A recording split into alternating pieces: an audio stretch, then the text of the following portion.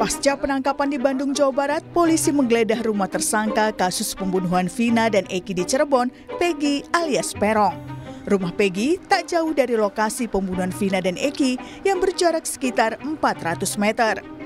Orang tua Peggy mengaku kecewa atas penangkapan tersebut. Sang ibu yakin anaknya tak bersalah karena Peggy sedang bekerja di Bandung bersama bapak dan pamannya saat tragedi pembunuhan Vina dan Eki 2016 lalu. Saya hanya yakin kalau anak saya itu tidak bersalah. Peggy juga berpesan kepada saya, Peggy kalau Peggy tidak ada umur sudah, Peggy tidak apa-apa, Peggy ikhlas, Peggy jadi tumbal orang yang berada, Peggy ikhlas mama kalau Peggy nggak ada umur, Peggy minta maaf, itu cuma pesan Peggy begitu aja. Ibu masih ingat pada saat 27 Agustus 2016 Peggy tidak ada di Cirebon? Iya, Peggy sedang bekerja di Bandung. Sudah berapa lama tinggal di sana? Sudah 3 bulan dia bekerja di Bandung. Kerja? Kejanggalan dalam penyelidikan kasus kematian Vina dan Eki mulai terbuka satu persatu. Sebelumnya, terpidana kasus ini, Saka Tatal, juga menyebut dirinya korban salah tangkap. Dia bilang disiksa polisi agar mengaku sebagai pembunuh Vina. Terkait itu, Komnas HAM menyatakan pernah mendapat laporan dari kuasa hukum Saka pada 2016 lalu. Tak hanya itu, ada juga laporan soal terbatasnya akses 4 tersangka kasus ini untuk menemui kuasa hukum. Komnas HAM telah meminta penjelasan dari Polda Jabar pada Januari 2017, namun tidak menerima balasan. Terkait dengan aduan mereka, pertama terbatasnya akses keluarga dan kuasa hukum untuk menemui para tersangka termasuk Sakal. Yang kedua memang terkait dengan dugaan adanya penyiksaan ketika proses penyelidikan dan atau penyidikan. Nah kemudian ketika kasus ini viral, sebetulnya kami juga sudah berkoordinasi dengan Polda Jabar. Gitu. Kami ingin minta keterangan, informasi terkait tindak lanjut penanganan 3 DPO tersebut. Nah itu yang sedang kami dalami. Lalu bisakah kejanggalan penyelidikan kasus ini terbukti? Akan kemana kasus ini bermuara? Tim Liputan, Kompas TV. Kasus kematian Vina dan Eki 8 tahun silam menyisakan banyak tanda tanya. Pengakuan salah satu pengakuan salah satu pelaku yang diduga salah tangkap hingga paksaan untuk mengaku juga keluar dari terpidana kasus ini. Lalu apa implikasi hukum dari pengakuan ini dan bagaimana pengusutan dugaan pelanggaran HAM di dalamnya?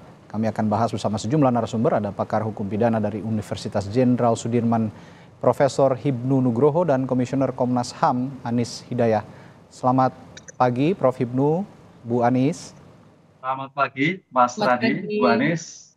Iya, saya ke Bu Anis dulu. Bu Anis, dari Komnas HAM sendiri berarti sudah ada laporan ya sebelumnya bahwa memang ada dugaan salah tangkap, bahkan juga yang salah tangkap ini mengalami penyiksaan oleh kepolisian pada saat diminta mengaku untuk menjadi tersangka atau terduga pelaku pembunuhan. Begitu Bu Anis, sejauh ini bagaimana informasinya?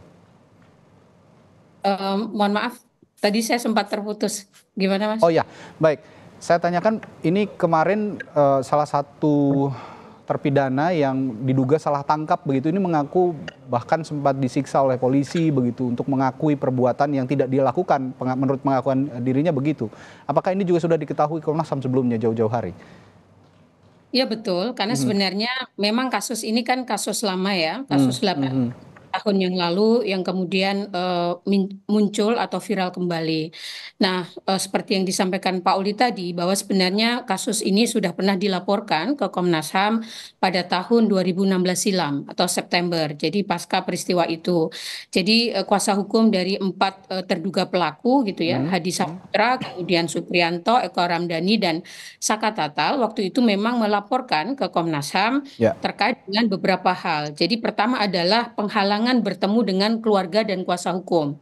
Lalu yang kedua, pemaksaan pengakuan sebagai pelaku dalam proses penyelidikan dan penyidikan, dan ada dugaan penyiksaan. Termasuk bentuk-bentuk penyiksaannya seperti apa, itu disampaikan dalam pengaduan yang disampaikan kepada kami. Nah, pada saat itu kemudian kami menindaklanjuti pada tahun 2017, di awal 2017, tepatnya Januari 2017, dengan melakukan klarifikasi melalui Irwasda Polda Jawa Barat ya, terkait dengan peristiwa. Kami meminta beberapa informasi melalui pemeriksaan kepada para penyidik, terutama terkait dengan dugaan penyiksaan. Kenapa kami lakukan? Karena Indonesia kan sudah meratifikasi Konvensi Anti Penyiksaan pada tahun 98 dan itu sudah menjadi hukum nasional. Dan kasus-kasus penyiksaan oleh aparat selama ini kan banyak terjadi berdasarkan pantauan Komnas HAM itu dalam proses penyelidikan dan penyidikan atau dalam tahanan gitu. Sehingga itu secara spesifik kami minta informasi, termasuk juga bagaimana pada saat itu terkait dengan penghalang-halangan kunjungan keluarga. Sehingga kami mendorong adanya proses disiplin gitu ya dan tindak pidana bagi pelaku penyiksaan berdasarkan konvensi CAT gitu, Konvensi Anti Penyiksaan, termasuk juga bagaimana memastikan hak-hak tersangka sesuai dengan Undang-Undang 39 tahun 99 tentang hak asasi manusia dan tentu saja berdasar pada Kitab Undang-Undang Hukum Acara Pidana tentang standar penanganan anak dalam hukum, karena saat itu kan posisi mereka anak ya, sehingga tunduk pada SPPA gitu, Sistem Peradilan Pidana Anak gitu. Pada saat itu yang dilakukan Komnas HAM. Baik. Nah, ini belakangan juga Bu Anies, kuasa hukum terpidana kasus Vina ini sempat mengadu soal intimidasi dalam penyelidikan dan pembatasan kontak dengan kuasa hukum. Bagaimana lengkapnya pengaduan mereka sejauh ini yang masuk ke Komnas HAM? Iya, jadi berdasar pengaduan yang tahun 2016 lalu sudah pernah kami tindak lanjuti pada tahun 2017, maka kemudian beberapa waktu yang lalu pasca kasus ini banyak menjadi perbincangan publik, Komnas HAM kembali melakukan pemeriksaan pemanggilan kepada para saksi. Kami tidak bisa menyampaikan siapa saja yang sudah kami periksa gitu ya, tetapi dalam waktu dekat kami juga akan melanjutkan kembali pemeriksaan untuk meminta informasi atau keterangan terkait dengan perkara ini kepada para pihak terkait. Oke, baik. Saya ke Prof. Hipnu. Prof. Hipnu, pertanyaan yang sama tadi yang saya tanyakan ke Bu Anies di awal. Ada pengakuan terpidana ini soal disiksa polisi agar mengaku sebagai pelaku dan juga bahkan dipaksa untuk mengakui perbuatan yang diduga tidak dilakukannya begitu. Apakah ini bisa menggugurkan proses penyelidikan kalau memang seperti ini keadaannya, Prof. Hipnu? Ya, begini Mas Hadi, di dalam suatu konsep investigasi itu ada dua paradigma. Kalau kita melihat pada Undang-Undang HR, ada yang disebut konsep asas inquisitur. Inquisitur itu harus ditinggalkan. Inquisitur itu adalah suatu asas yang menetapkan bahwa pemeriksaan seseorang tersangka atau terdakwa itu sebagai objek. Sebagai objek. Makanya kalau kita lihat dulu HR ya sebelum lahir PUAP itu pelanggaran HAM tinggi sekali. Kalau nggak ngaku hajar, kalau nggak ngaku siksa dan sebagainya. Nah itu sudah ditinggalkan. Sekarang berkembang namanya asas akusatur yang meletakkan bahwa seseorang itu sebagai subjek yang sama. Sehingga kalau tidak ngaku nggak boleh dihajar. Kalau memang belum ada penasihat hukumnya ditunggu. Dan itu yang dikembangkan. Sehingga konsep pemikiran-pemikiran itu tidak boleh dilakukan terhadap inquisitur tadi. Pertanyaannya sekarang, mampukah ini bisa membuka? Lah bicara hukum kan bicara bukti, Mas.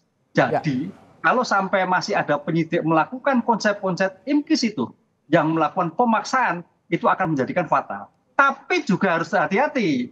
Kasus-kasus kejahatan tertentu, Bu Anies, misalkan curas itu memang ya ada sedikit rempet-rempet ke inquisitur karena memang dia kuat sekali. Inilah model interogasi yang betul-betul harus dirubah bagaimana meletakkan sebagai subjek sehingga keterangan itu bernilai di dalam suatu pembuktian. Begitu. Ya. Ini juga semata-mata juga kinerja polisi yang harus dioptimalkan untuk mencari alat bukti lain begitu kira-kira Prof ya, karena kalau sekedar hanya menyiksa untuk mengakui perbuatan pelaku, ini juga ujung-ujungnya akan melanggar hak asasi manusia, begitu kira-kira ya Prof? Iya, apalagi kalau kita bicara bukti itu alat bukti keterangan saksi sama keterangan terdakwa itu nggak bernilai, Mas. Kita lihat ada asas non-incrimination, bahwa suatu keterangan tersangka, keterangan terdakwa itu tidak bernilai bukti. Kita bisa lihat pasal 66 KUHP. Dengan demikian kalau sampai polisi memaksa, kemudian mengaku, ya tidak ada hasilnya. Karena bicara hukum adalah bicara bukti, kan begitu. Bukti-bukti itulah yang akan menandakan bahwa akhirnya dia terjebak bahwa akhirnya nggak bisa apa-apa. Artinya apa? Pengakuan-pengakuan sampaikan itu salah semua. Ini yang saya kira sebagai bentuk evaluasi ke depan. Lalu Prof begini, kasus Vina ini jadi kompleks karena viral saat ini kan. Kini tidak hanya pengejaran DPO, tapi juga terpidana dan keluarga mulai buka suara jadi korban salah tangkap. Termasuk yang terakhir yang ditangkap bernama Peggy, yang keluarganya mengaku ini salah tangkap karena anak saya tidak pernah berhubungan dengan Vina, tidak kenal, bahkan sempat bekerja di Bandung. Bagaimana Anda melihat ini? Ya kan gini Mas, kita harus melihat bahwa pemikiran penegak hukum dan pemikiran penasihat hukum. Kan gitu. Kalau penasihat hukum berpikir pada objektif yang subjektif, makanya apapun yang terjadi adalah melindungi, membenarkan apa yang dilakukan oleh tersangka. Demikian juga sebaliknya polisi berpikir pada subjektif ada korban, tapi berpikir objektif pada suatu perkaranya. Artinya nanti kalau seandainya itu tidak bernilai, saya kira polisi juga tidak akan meneruskan gitu. Tapi ingat, dalam konsep penentuan yang kemudian tersangka si Peggy, kita teorinya kan gitu. Tersangka itu apa sih? Seseorang yang karena perbuatannya patut diduga. Lah konsep patut diduga ini saya kira penyidik Polda sudah ada bukti-bukti. Kan bukti tidak sekarang Mas, bukti itu ada 8 tahun yang lalu. Yang saya kira BAP-nya masih cukup untuk mendapatkan sebetulnya siapa saja. Itu. Seandainya misalkan penasihat hukum kekeh ini tidak, ya coba di pra-peradilan kan bahwa penetapan tersangka sekarang tidak mempunyai alat bukti yang sah. Selesai kan gitu. Ya, ini kalau menurut Anda kasus ini, saya bertanya sederhana saja nih Pak Fidu. Kasus ini, taruhlah ini kasus kita flashback ya, kita bersama-sama flashback ke 8 tahun yang lalu gitu. Kasus ini simpel nggak sih sebenarnya untuk dipecahkan? Simpel Mas, simpel sekali. Simpel sekali. Sing jadi bottleneck itu kan dari 11 menjadi 3. Betul. 3 ini siapa? Kan gitu loh. Kenapa sampai sekarang tanda petik belum selesai kan gitu. Kalau yang 8 selesai sudah itu karena sudah inkrah. Tinggal upaya-upaya hukum yang lain. Tapi yang 3 ini, pertanyaannya 3 ini kan akhirnya buktinya kan melebar kemana-mana. Betul. Ya dalam seperti saya kira Polda tidak boleh terjebak dalam seperti itu. Karena Polda melakukan penyidikan berdasarkan bukti yang akurat. Ketika 8 tahun yang lalu kemudian berkembang yang sekarang ini. Ini yang saya kira karena bantahan-bantahan dalam pengungkapan perkara itu banyak sekali, baik dari masyarakat, NGO, keluarga dan sebagainya. Sebagai penegak hukum harus kekeh pada bukti yang permulaan yang cukup atas Peggy yang bersangkutan. Baik, saya ke Bu Anies lagi. Komnas HAM sempat menanyakan ya Bu Anies kepada Polda Jawa Barat, namun tidak direspons. Kabarnya begitu. Setelah itu juga saat ini ada pengakuan dari orang tua siapa yang ditangkap Peggy begitu, bahwa dirinya bukan pelaku begitu. Ini juga ada unsur, jika memang benar Peggy ini bukan pelaku, akan ada juga bersinggungan dengan masalah hak asasi manusia. Anda bagaimana melihat ini dan upaya apa yang akan dilakukan jika Polda Jabar sampai saat ini tidak merespons, Bu Anies? Iya, kalau soal teknik ranah hukum, saya kira Prof. Ibnu yang akan banyak bicara. Kalau Komnas HAM tentu akan melihat pada aspek-aspek bagaimana kepastian pemenuhan hak kepada para pihak itu dipenuhi gitu ya dalam proses ini.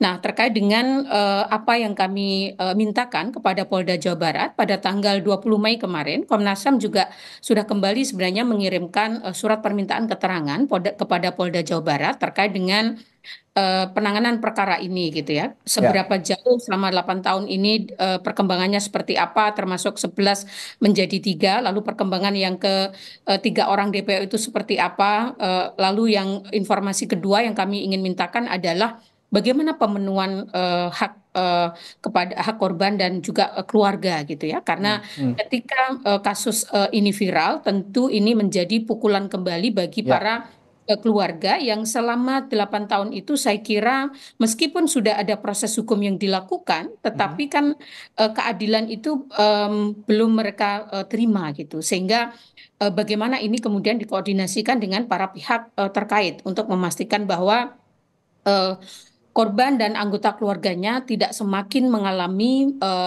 penderitaan psikologis gitu ya akibat viralnya kasus ini. Lalu yang terakhir adalah terkait dengan profesionalitas dan kehati-hatian aparat penegak hukum, terutama selalu yang kami tekankan adalah kepolisian sudah memiliki peraturan polisi nomor 8 tahun 2009 terkait dengan penerapan prinsip-prinsip hak asasi manusia dalam proses penegakan hukum, baik penyelidikan maupun penyidikan gitu ya, sehingga mestinya relevan dengan bagaimana prinsip-prinsip yang diatur dengan di dalam konvensi anti penyiksaan untuk tidak kemudian dilakukan seperti yang tadi juga sudah di-highlight oleh Prof. Ibnu gitu ya dalam meminta keterangan tidak boleh menggunakan penyiksaan gitu ya kepada aparat juga ya. Ya, Bu Anies, ini saya ingin meluruskan juga dan sekaligus mengkonfirmasi kepada Anda sebagai Komnas HAM gitu. Ini supaya juga tidak jadi bola liar informasinya bahwa ada 4 terpidana yang salah satunya juga mohon maaf menyandang tunagrahita begitu. Ini juga melaporkan ke Komnas HAM apa betul dan melaporkan bahwa dirinya juga diperlakukan kasar oleh polisi untuk mengakui apakah betul ada salah satu terpidana yang menyandang tunagrahita? Iya, beberapa laporan terakhir kami tidak bisa menyampaikan secara spesifik karena memang dalam proses pemeriksaan di Komnas HAM. Tetapi nanti jika ada perkembangan pasca kami melakukan pemeriksaan, kami akan sampaikan, terutama juga akan kami koordinasikan dengan Polda Jawa Barat dan masyarakat secara umum. Oke, baik. Balik lagi ke Prof. Ibnu nih. Prof. Ibnu, saat ini kan ya kasus ini akhirnya seperti yang tadi saya utarakan, Peggy ini ditangkap begitu cepat begitu setelah viral kembali setelah 8 tahun. Itu menurut Anda fenomena apa ini? Karena saat ini viral, polisi cepat menangkap. Padahal 8 tahun lamanya ada rentang waktu yang cukup panjang. 3 DPO ini tidak satu pun tertangkap. Begini Mas, makanya kita sayangkan pada waktu Polresta Cirebon 2016 yang lalu menyatakan yang saya lihat tuh ya dari 11 laporan kok bukan laporan tersangkanya 11 hanya 8. Berarti artinya sebetulnya Polresta Cirebon itu data-data tentang subjek dugaan pelaku sebagai tersangka itu sudah cukup. Tidak ada semua kan itu Mas. Sehingga nggak butuh lama-lama, itu sudah ada semua. Sekarang tinggal bagaimana kemauannya atau kita tanda petik ada intervensi-intervensi tertentu sehingga 3 tersangka itu menjadikan bilang dalam suatu pemberkasan untuk pelimpahan kepada di pengadilan kan gitu Mas. Nah oleh karena itu saya kira mudah, makanya termasuk 2 itu saya kira juga nggak begitu lama selesai lah itu. Kita tahu lah Polri itu sudah luar biasa SDM-nya, kemampuannya, kecanggihannya, jadi nggak butuh lama-lama. Inilah yang saya kira kita dukung semua, nggak butuh lama, cukup itu karena data sudah ada. Cuman perubahan sekarang memang perlu hati-hati karena situasi sudah berubah, masyarakat juga semakin kencang sehingga pihak-pihak yang berkepentingan itu Polri harus kekeh pada suatu bukti yang ditemukan di dalam suatu tersangka yang bersangkutan. Ya, saya juga meyakini Polri ini sebenarnya udah canggih lah ya, bahasa sekarang itu kita bilang canggih karena kasus sepelik Sambo saja pada saat itu ditutup-tutupi bisa akhir terungkap dengan seterang-terangnya begitu kira.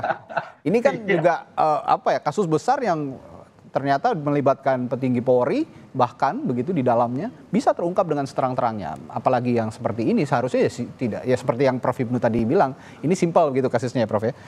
Iya. Ya. Nah, ini ada satu lagi Prof yang ingin saya tanyakan. Apakah yang memberatkan Peggy saat ini sebagai terduga pelaku ya, boleh dikatakan terduga pelaku yang DPO yang ditetapkan sebagai tersangka juga oleh kepolisian yang tidak mengaku bukan pelaku begitu. Ini apakah yang memberatkan Peggy juga karena keluarga korban juga tidak menyangkal bahwa penangkapan Peggy ini salah tangkap begitu dan juga termasuk kuasa hukum korban. Ya, kita melihat dalam suatu proses peradilan, Mas. Pihak-pihak yang untuk kepentingan seorang tersangka pasti dalam melakukan suatu pembelaan. Saya katakan tadi itu pasti semuanya lah, semua dalam kasus apapun, apakah itu teroris, apakah itu korupsi, apalagi kasus yang berkaitan dengan pembunuhan itu menyangkal semua. Oleh karena itu Polda Jawa Barat harus pada suatu prinsip hukum. Siapa yang menuduh harus membuktikan, kan begitulah. Oleh karena itu bukti-bukti ini harus dikuatkan sehingga jangan sampai kalau ada indikasi salah tangkap wah itu reputasi Polda Jabar hancur itu kalau sampai salah tangkap. Karena apa? Sudah diketahuan 3 sejak awal, sudah 8 tahun yang lalu kan gitu kan. Kok menangkapnya sampai salah tangkap? Itu reputasi Polda Jabar sangat dipertaruhkan kalau sampai betul salah tangkap. Oleh karena itu kita support Mas. Mudah-mudahan bukti yang disampaikan itu bukti yang bernilai di dalam suatu pembuktian dalam kasus 8 tahun yang lalu. Oke.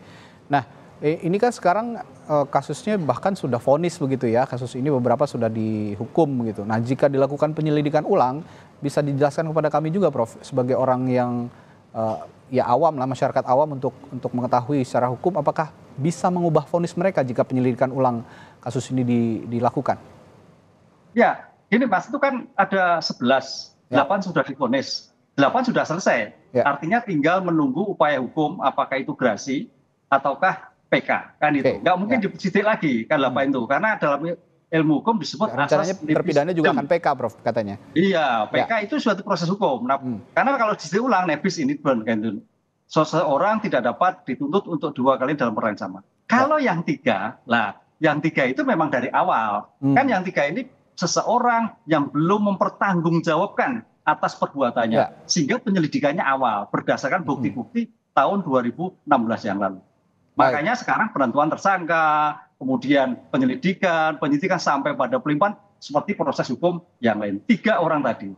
Sehingga yang 8 sudah selesai, tinggal 3 bagaimana penyidik Polda memperkuat bahwa ketiga orang tersebut atau yang satu tertangkap itu betul-betul dia yang melakukan suatu kejahatan yang besar. Ya, tapi ini saya memodifikasi pertanyaan saya lagi nih, Prof. Sebenarnya tadi saya sudah sempat singgung bahwa kasus ini viral dan mudah ditangkap. 8 tahun kan rentang yang tidak sebentar ya, Prof ya. Nah, tiba-tiba sekarang viral terus ditangkap. Penjelasan logisnya seperti apa sih sebenarnya yang bisa dipaparkan kepada publik begitu? Karena publik bertanya-tanya, ini 8 tahun itu bukan rentang waktu yang sebentar gitu. Ya, ini domain Polda Jawa Barat nih. Pertanyaan kalau Anda menganalisisnya dari kacamata hukum, apakah ini juga? Ya, kacamata hukum memang dalam suatu penentuan tersangka, Mas. Banyak kasus, Mas. Kita lihat tapi ini pernah terjadi sebelumnya, Prof. Ya, kalau Mas Randy lihat kasus-kasus di persidangan, kenapa ini tidak, kenapa A tidak, kenapa B tidak, kan gitu kan. Apalagi kalau kasus penyertaan, itu kan penyertaan. Jelas, kok hanya 3, kok hanya 2, kok saya sebagai tersangka kan. Pertanyaan timbul seperti itulah. Nah, itulah saya kira nanti Polda Jabar yang bisa menjelaskan dalam kasus itu. Baik. Bu Anis, langkah akhir dari Komnas HAM kalau memang saat ini ada tuntutan untuk bisa mengungkap bahwa ada pelanggaran HAM pada saat penyelidikan atau penyidikan kasus Vina ini, upaya terakhirnya apa yang akan dilakukan, Bu Anis, kira-kira?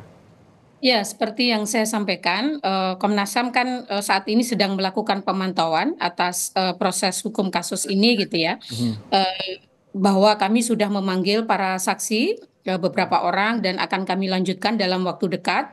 Dan dalam proses itu juga kami selalu mengkoordinasikan itu dengan Polda Jawa Barat, meskipun kami juga sebenarnya sedang menunggu gitu ya klarifikasi yang akan diberikan oleh Polda Jawa Barat terkait dengan proses hukum dalam waktu rentang 8 tahun itu. Tetapi yang selalu ingin kami tegaskan adalah seluruh proses yang dilakukan oleh kepolisian itu menggunakan prinsip profesionalitas, kehati-hatian, dan bagaimana hak asasi manusia menjadi salah satu prinsip yang dipegang gitu ya. Karena berdasarkan pengaduan sebelumnya, beberapa pelaku itu melaporkan kepada kami adanya dugaan penyiksaan. Sehingga ini kita berharap itu tidak terjadi keberulangan gitu ya dalam proses yang sekarang sedang berlangsung gitu.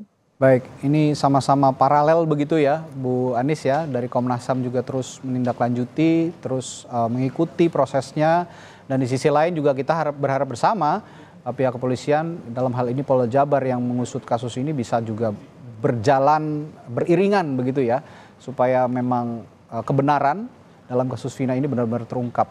Baik, terima kasih sekali lagi pakar hukum dari Universitas Sudirman, Profesor Hipnu Nugroho, lalu juga Komisioner Komnas HAM Anis Hidayah telah berbagi perspektif dan informasinya di Sapa Indonesia pagi hari ini. Sehat selalu Prof Hipnu dan Bu Anis, sampai jumpa lagi. Terima kasih. Terima kasih.